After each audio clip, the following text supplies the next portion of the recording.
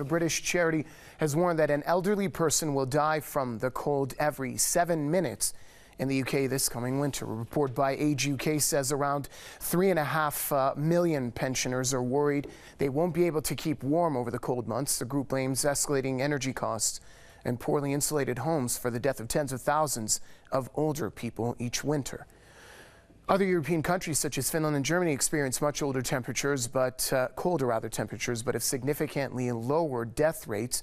Age UK says the government should do more to bring all British homes up to a high energy efficiency standard.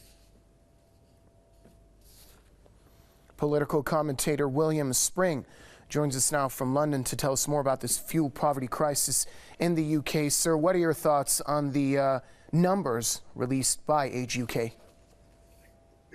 Basically, the situation in UK is entirely different from somewhere like Sweden. Sweden and Finland and these sort of countries have a relatively small population, and they have not had the same degree of migration into the country as we have had here in UK.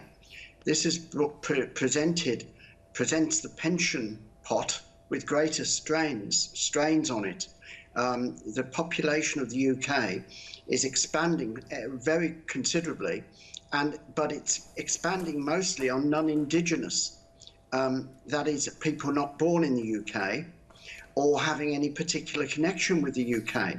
And that is creating the demand. And I think this is the problem behind the rise of UKIP. The fact that there is this great increase in demand for services. Now, UK is different from many other European countries in that we do have a welfare state. People from the east of the European Union, they don't necessarily stop off in Austria or the first countries they come to. It seems that a large proportion do want to come to the United Kingdom because of the welfare state and because of the pension arrangements. It's not merely pension arrangements, it's what's called pension credit.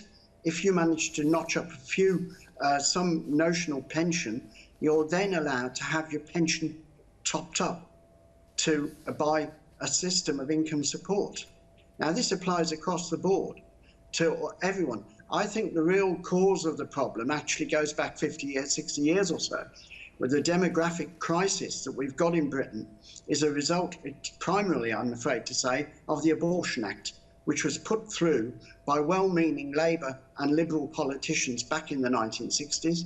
But everybody said that if you have that, you have an inverted pyramid in population terms.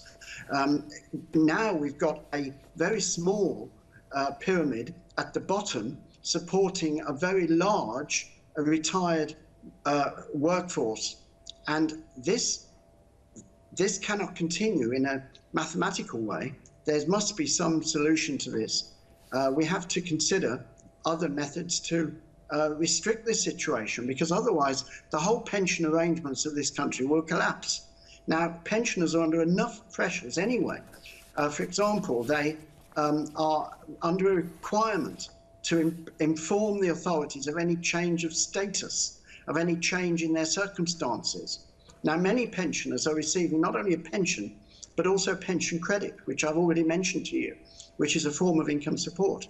Now, they are required to go back and forth to the authorities over any change, however slight. This is ridiculous. It imposes an enormous administrative burden on the authorities, and it creates a great deal of tension and fear with the pensioners. Absolutely. Yes. Thank you very much, political commentator Mr. William Spring, joining us from London.